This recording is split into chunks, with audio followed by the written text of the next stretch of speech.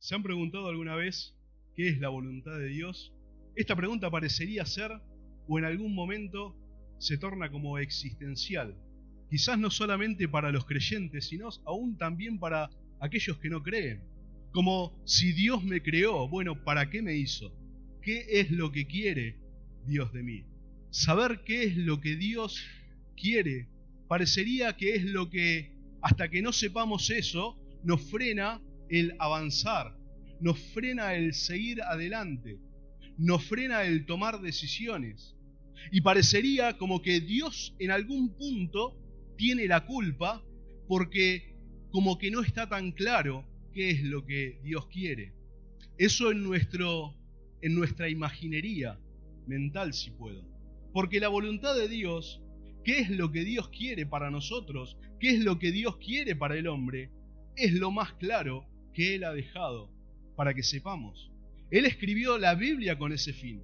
Él dejó escrita la palabra suya en letras para que entendamos qué es lo que Él piensa, cómo siente si puedo, y qué es lo que espera de aquellos que somos sus criaturas. ¿Qué querrá Dios de nosotros? ¿Querrá lo bueno? ¿Querrá el bien para nosotros? ¿Querrá que seamos felices? ¿Querrá que vivamos gozosos? ¿Querrá que vivamos alegres? ¿Qué querrá Dios de nosotros? Dice el Señor en Jeremías 29, yo sé los pensamientos que tengo para ustedes, pensamientos de bien y no de mal. Es un Dios que espera que vivamos lo bueno. Cuando el Señor inspira al apóstol Pablo, mediante el Espíritu Santo le dice, quiero que vivan gozosos. Ahora el punto es que el bien, lo bueno, la alegría, el gozo, son términos que están definidos en la Escritura. Y Él quiere que vivamos lo bueno y el bien según el significado que la Escritura le da a lo bueno y el bien. Él quiere que vivamos vidas gozosas según el significado que la Escritura le da a la expresión gozoso. Muy diferente quizás del concepto tradicional o secular que muchas veces tenemos de esos términos. A veces se cree que la voluntad de Dios es una cuestión que va a surgir de lo extraordinario o de lo espectacular. Como que, ¿qué querrá el Señor para mi vida en servicio? Y vas por la calle y te resbalaste y el que te dio la mano era un hombre de color y creíste que el Señor te dijo que te tenías que ir a predicar al África. O el que te saluda todas las mañanas es arquitecto, entonces vos creés que tenés que estudiar arquitectura. No tiene nada que ver con eso la voluntad de Dios, porque la voluntad de Dios no está sujeta al azar, no está sujeta a la adivinación, no está expuesta lo que Dios quiere para nosotros, que de vez en cuando le acertemos, que como que son decisiones que hay que tomar y de vez en cuando le pegamos a esas decisiones correctas, en línea con lo que Dios quiere. No opera así la voluntad de Dios. Es que, qué bueno sería que esté escrito, piensa el hombre, ¿qué carrera debo estudiar? ¿Dónde debo trabajar? ¿Con quién me tengo que casar? ¿Dónde tengo que vivir? ¿Qué es lo que qué negocio debo hacer? Como que esté todo diagramado y yo vaya haciendo esas cosas, como para no errarle. Y entonces estaría en línea con lo que Dios quiere. Y vamos a entender y ver cómo es que Dios quiere que lleguemos a toda decisión. Porque Él no ha escondido su voluntad, Él no ha escondido su deseo, Él no ha escondido sus pretensiones. Ni siquiera es una cuestión escurridiza. Como que Dios está jugando al veo con nosotros y nosotros estamos buscando decidir y va diciendo frío, caliente, y más o menos ahí. No se trata de eso. Como que andamos a ciegas por ahí, hacemos lo que Dios quiere. La voluntad de Dios es lo más claro que Él ha dejado para que nosotros sepamos. Él se manifestó en lenguaje de hombres, en tiempo de hombres, para ser entendido por los hombres, no para ser descifrado por los hombres. Ese es el principio de la voluntad y podemos decir que la voluntad, lo que Él quiere, toda su palabra es lo que Él quiere, claro que sí. Pero nos vamos a centrar en esta mañana en 4 puntos que hablan puntualmente de esa voluntad de Dios. qué es lo que Él quiere para el hombre.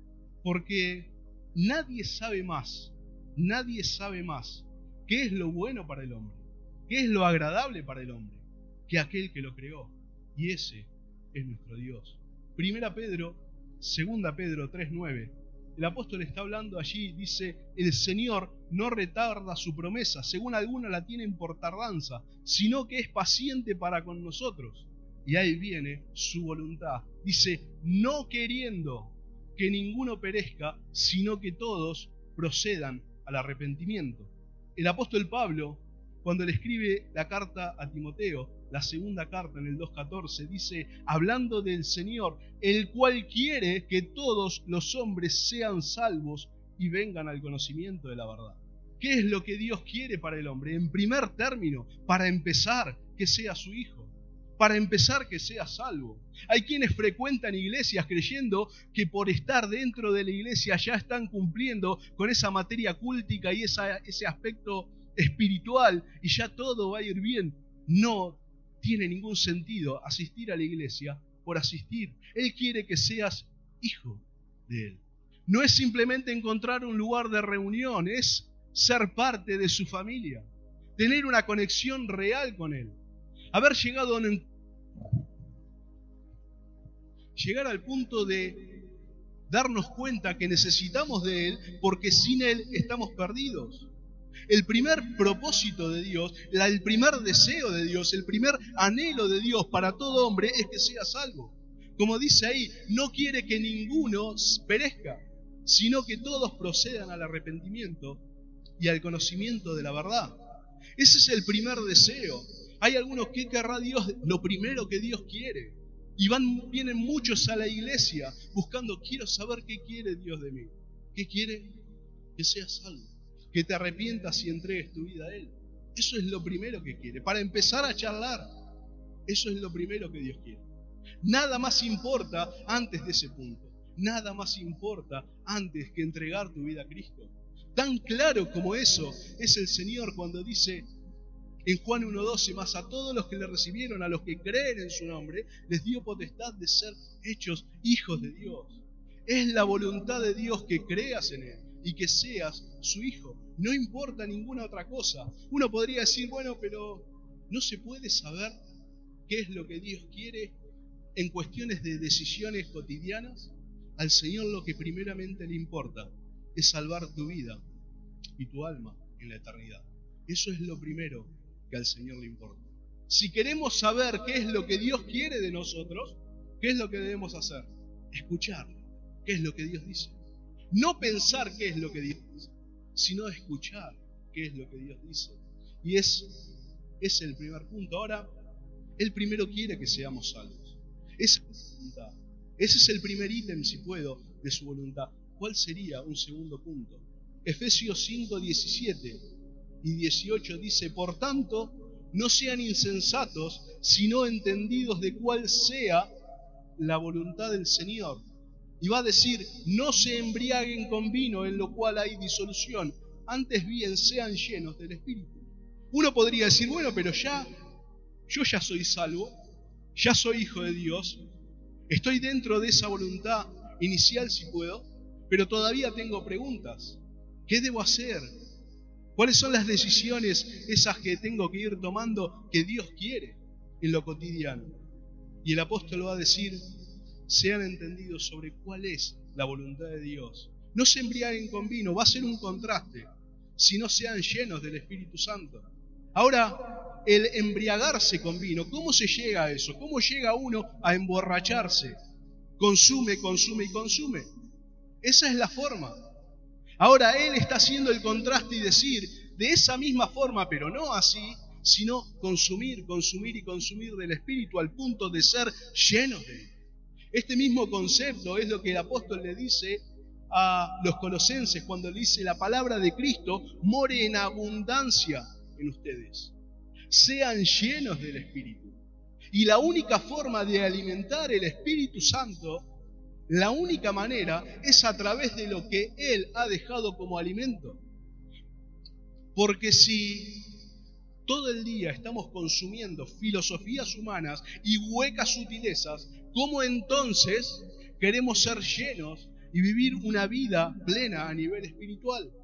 Miren, cuando el Hijo de Dios, aquel que es Hijo de Dios, baja el precio de la palabra de Dios poniéndola a la altura de cualquier filosofía o razonamiento humano, es cuando podemos afirmar que la estupidez ha entrado en su sistema.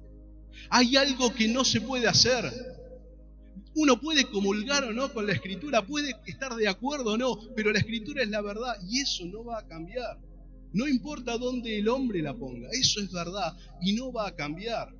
Y no está en la biblioteca de las opiniones lo que la palabra de Dios dice. No me importa si el mundo lo discute, no me importa si el mundo lo pone en duda. El punto es que los hijos de Dios no podemos hacer tal cosa porque hemos llegado creyendo en que Él es la verdad. Y decimos esto y sostenemos esto, pero en algún punto pareciera como que se nos escapa esta afirmación de saber que lo que Él dice es verdad y que lo que Él dice es lo que me nutre verdaderamente a un nivel espiritual, es lo que es verdadero alimento a un nivel espiritual. Lo demás es opiniones, filosofías y huecas sutilezas, como dice el apóstol Pablo. Cuando vemos la vida de los apóstoles, cómo ellos vivieron una vida consagrada, de los padres de la iglesia, cómo entregaron su vida por el Evangelio y por la causa de lo que creían, claramente podemos afirmar que ellos estaban llenos de lo espiritual, que todo el tiempo en ellos rebalsaba la palabra de Dios, que todo el tiempo en ellos estaba y brotaba de ellos la palabra de Dios. Por sus poros salían y destilaban la palabra de Dios, al punto tal de morir como mártires por la causa de Cristo. En primer lugar, Él quiere que el hombre sea salvo. Esa es su voluntad. En segundo lugar, Él quiere que el hombre viva alimentándose y siendo lleno a un nivel espiritual. Sed llenos del Espíritu. Ay, pero yo quiero respuestas de otro tipo. Siempre cuando hablamos de la voluntad de Dios es esas otras respuestas. Y pareciera que en algún punto el Señor, a través de la Escritura, no nos va dando eso. Y vamos a ver por qué. En tercer lugar, porque Él quiere que seamos salvos, que el hombre sea salvo. Quiere que sea lleno a un nivel espiritual y que se alimente bien. Pero en tercer lugar, en 1 Tesalonicenses 4:3, 1 al 3, dice: por lo demás, hermanos, les rogamos y exhortamos en el Señor que de la manera que aprendieron de nosotros cómo les conviene conducirse y agradar a Dios, así abunden más y más. Porque ya saben qué instrucciones le dimos, por el Señor Jesús. Pues la voluntad de Dios es vuestra santificación. Que os apartéis de fornicación. El punto es, hay cristianos que en la actualidad están más preocupados porque qué profesión van a seguir que por su santificación. Quiero saber qué debo estudiar. El Señor dice, lo primero que quiero para tu vida es una vida de santificación. Que entres en ese proceso de santificación, de purificación, de depuración, de quitar el mundo de entre tus miembros. Es que a veces en lo del día a día del Hijo de Dios, pareciera que el arrepentirse es una cuestión diligencial, como que es un trámite. Bueno, yo ya le dije, ya me arrepentí, ya dije lo que tenía que decir en oración, y bueno, ya verá Él cómo me perdona. Como si fuese un trámite arrepentirse, una cuestión de ir y firmar. Porque, bueno, hay un versículo que dice, si confesamos nuestros pecados, Él es fiel y justo para perdonar nuestros pecados y limpiarnos de toda maldad. Es un versículo, entonces yo estoy haciendo eso, estoy confesando y debería estar entonces el perdón. Y si bien el texto ahí dice confesar, lo cual tiene una connotación para nosotros en el español, en el año 2024, de decir algo verbalmente, era muy diferente a cuando fue escrito, en el momento que fue escrito, y en el idioma que fue escrito. El confesar en el primer siglo era una cuestión Por ejemplo, cuando había alguien que lo debían forzar imperialmente a que diga otra cosa, que niegue lo que creía, lo ponían y le preguntaban, ¿usted confiesa esto? ¿Por qué? ¿Qué le estaban haciendo hacer? Le estaban haciendo decir lo mismo que el rey o el imperio decía. Y el término de confesar en la Escritura, y sobre todo cuando habla allí y en otros pasajes, pero habla del pecado, habla de confesar a Dios el pecado, sí, es decir del pecado lo que Dios dice del pecado. Porque si nos paramos frente a Dios a decirle, mire Señor, yo he robado el lunes, el miércoles y el viernes, pero no tenemos la mínima intención de dejar de robar ni de devolver aquello que hemos robado, el pecado todavía está delante del Señor. Pero el versículo de si confesamos está allí, claro. El de Proverbios también está allí, que dice, el que confiesa el pecado y se aparta, alcanzará misericordia. O quizás uno de los versículos más lindos de la Escritura, 2 Crónicas 7:14, si se humillare mi pueblo, sobre el cual mi nombre es invocado, y buscaren mi rostro, y se convirtieren de sus malos caminos, y oraren, entonces, no antes, entonces dice, yo oiré desde los cielos, perdonaré su pecado y sanaré su tierra. Como que el orar es una parte, pero si no está todo lo otro, si no hay humillación, si no hay quebrantamiento, si no hay un renunciar al pecado, no tiene ningún sentido. No vengas a mí en arrepentimiento, en algún punto parece decir el Señor, si no estás dispuesto a dejar el pecado. Es que la santificación, el proceso de santificación, la única manera de avanzar es con verdad, con sinceridad, con integridad, reconociendo el pecado y apartándose de él, pidiendo perdón y buscando la gracia y la misericordia del Señor. Un comportamiento cotidiano debe ser la santificación, del buscar día a día, del ir avanzando en ese proceso de ser más parecido al Señor Jesús. Porque para eso nos ha salvado, para que seamos hechos conforme a la imagen de su Hijo, no para otra cosa. Una de las cuestiones que tiene y por qué el Señor quiere que todo el tiempo estemos santificándonos. El pecado tiene como primer consecuencia, capacidad, si puedo, de nublar el juicio. Eso es una de las consecuencias del pecado, es nubla el juicio. Adán, yo creo que Adán fue el ser más inteligente que existía. Estuvo en perfecta unidad y en perfecta armonía con Dios sin pecado. Se dice que en la actualidad el hombre usa entre el 2 y el 10% de su cerebro. Yo creo que Adán usaba mucho más que lo que el hombre utiliza en la actualidad.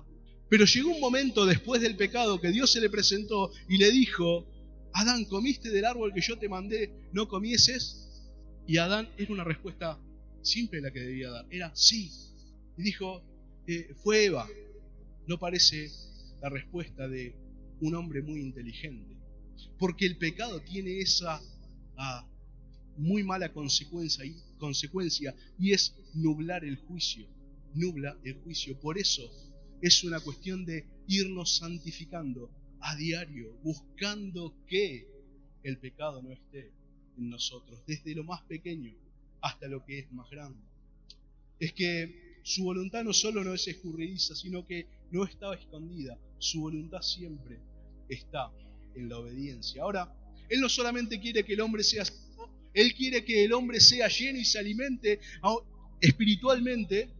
Él quiere que viva un proceso de santificación todo el tiempo. Si ustedes se van dando cuenta, Él no está buscando darle la respuesta a esas preguntas iniciales que nosotros hicimos. No, Él lo que quiere es formar un hombre con carácter tal que tenga a la hora de decidir los filtros activados para decidir conforme Dios quiere.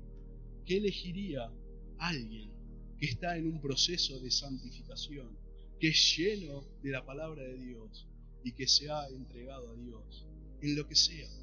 Porque a uno le puede gustar la arquitectura, a otro le puede gustar la ingeniería, a otro le puede gustar, no sé, la abogacía, lo que fuese, y el Señor no se va a meter ahí. Es tú, hacelo. Hay quienes dicen, bueno, lo que pasa es que estudió 2 años y perdió el tiempo en la facultad, porque ¿eso es perder el tiempo?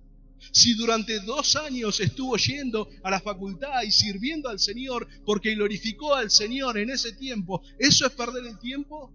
¿O perder el tiempo es estar 4 horas paviando con el celular o en redes sociales? La concepción que a veces tenemos de las cosas es desde nuestra visión egoísta y humana. Y no creer que todo el tiempo en el paso a paso tenemos que estar dando gloria y servicio a Dios. Él quiere crear un carácter que tenga el timing apropiado, justo y siendo sensible para decidir como Él quiere. No solo salvación, sino una vida que consuma de Él. No solamente una vida que consuma de Él, sino una vida que busque todo el tiempo santificarse delante de Él. Pero en cuarto lugar, 1 Tesalonicenses 5:18 dice: dad gracias en todo. ¿Por qué? Porque esta es la voluntad de Dios para vosotros en Cristo Jesús. Ser agradecidos, reconocer al proveedor y no la provisión, parece ser la consigna. Es que Dios, cuando le daba el maná a los israelitas en el desierto, ¿cuánto duraba el maná? 1 día. Si lo guardaban, se echaba a perder. ¿Qué le estaba tácitamente diciendo el Señor? Es confiar en mí, no en la provisión. No te aferres a eso que parece, ay, ¿yo qué hago sin este trabajo? Y que esto que... adora a Dios, porque es Él quien te lo dio. Todos los días, reconócelo. Quizás de esto estaba hablando Salomón en el 3:6 de Proverbios, cuando dice: reconócelo en todos tus caminos y Él enderezará tus veredas. Hablando de reconocer y dar gracias a Dios en todo, en todo. No, porque yo, si no fuese por este trabajo, yo, si no fuese por la salud, ¿quién te da? ¿Quién permitió que tengas ese trabajo, esa salud, eso que vos llamás tu capacidad? No es que cantamos y decimos y pronunciamos eso de todo lo que somos y tenemos, lo somos en Él. Pero llega un momento que empezamos con mis capacidades, mis tiempos, mis cosas, mis trabajos. La voluntad de Dios es que seamos agradecidos y que lo reconozcamos a Él en todo. No gracias a la salud, no gracias al trabajo, no gracias a la circunstancia, gracias a Dios. ¿Saben que la instrucción, saben por qué nosotros damos gracias? Quizás tradicionalmente, por los alimentos siempre. Hay una instrucción en la Escritura, en el Antiguo Testamento, que dice que debemos dar gracias y reconocer a quién es el que nos da el alimento diario, todo el tiempo. Es: no te olvides de que dependés de mí en todo. Ese es el punto, ese es el sentido del ser agradecido y vivir agradecidamente. Ahora, yo quiero las otras respuestas. Vamos de vuelta, las otras respuestas. Esas respuestas son las que van a surgir de un hijo de Dios, una hija de Dios, que después de ir cumplimentando, si puedo, y de estar en su voluntad, que es ser salvo, que es ser llenos del Espíritu Santo, que es vivir una vida de santificación, que es vivir una vida reconociendo a Dios en todo, van a ir brotando. Cuando tengas que decidir, lo primero que vas a empezar a descartar es aquello que no sea puro, aquello que no sea santo, aquello que se contraponga con los propósitos de Dios, en lo que sea, en lo que sea. Y cuando estés en la vida y en la situación, no te estarás preguntando como si anduvieses a ciegas, sino que sabrás que si estás en la voluntad de Dios, Él sabrá. Pero la voluntad de Dios es que estemos en su voluntad primeramente, y de que caminemos en esa voluntad, y de que nunca dejemos de hacerlo,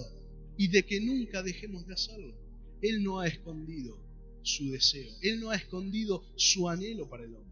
Cuando te preguntes qué quiere Dios de mí, no es que Él esté escondiendo eso, es que quizás esté faltando estar cumplimentando, si puedo, en obediencia al Señor, porque su voluntad está en la obediencia. Estar siendo alimentados, y quizás nuestros paradigmas en nuestra mente están siendo establecidos por las cosas del mundo. Claro que sí. Difícilmente puedas escuchar nítidamente qué es lo que Dios quiere. Qué bueno es que con nuestras decisiones honremos a Dios. Que nuestras decisiones sean el fruto de una vida que se alimenta de Dios, que busca estar en santificación y que reconoce a Dios por sobre todas las cosas. Luego podemos equivocarnos o no, sí, claro que sí, pero si estamos dentro de la voluntad del Señor, también será para bien. No se trata de pegarle de vez en cuando a las decisiones que Él quiere, sino de que todo el tiempo, día a día, estemos haciendo su voluntad. Para eso, y solamente para eso, Él nos ha salvado. Para eso Él nos ha hecho sus hijos. ¿Para qué? Para que vivamos en su voluntad. Para que caminemos según sus principios. Para que caminemos según sus preceptos. Podemos decir, toda la Escritura es su voluntad. Claro que sí. Todos los mandamientos son su voluntad. Claro que sí. Ahora te voy a decir una cosa. ¿Sabés que no hay un solo mandamiento que sea producto del azar o de la ocurrencia de Dios? Como que me voy a poner yo a ver cómo el hombre se tiene que comportar. Me gusta que los mandamientos, cada uno de los mandamientos, es la transcripción de cómo Dios piensa y de cómo Dios es. Es así soy yo. Es como la indicación de un padre a un hijo. Quiero que te comportes de esta forma. Estas son las instrucciones para qué, para que puedas vivir quieta y reposadamente en el hogar. No es que Él se esté imaginando, ocurriendo o inventando normas para que el hombre viva. No puedes hacer cosas que dañen a tu prójimo. No puedes hacer cosas que falten el respeto al dueño de la casa. Y no puedes hacer cosas que vayan o que te dañes a vos mismo. Tan simple como eso. Podés hacer de todo, excepto pecar. Eso le dijo Dios a Adán. De todo, excepto no comas de eso. La voluntad de Dios. No hay... Parece que el salmista había entendido qué era la voluntad de Dios. En el 48, David dice, el hacer tu voluntad, Dios mío, me ha agradado. El hacer tu voluntad, Dios mío, me ha agradado. Quizás esto mismo tenía en mente cuando escribió el Salmo 37, 4, cuando dijo, deleítate a sí mismo en el Señor y Él te concederá las peticiones de tu corazón. Es en el momento en el que te deleites realmente y genuinamente en el Señor, y que es estar en el Señor y en su voluntad sea un deleite real y no una cuestión esporádica o momentánea, cuando el deleitarse sea parte de tu rutina, si puedo, Él te concederá las peticiones de tu corazón. Encomienda al Señor tu camino. Confía en Él y Él hará. Ese es el Dios de la Escritura. Ese es el Dios al que honramos. Y ese es el Dios que quiere todo el tiempo que vivamos y andemos en su voluntad.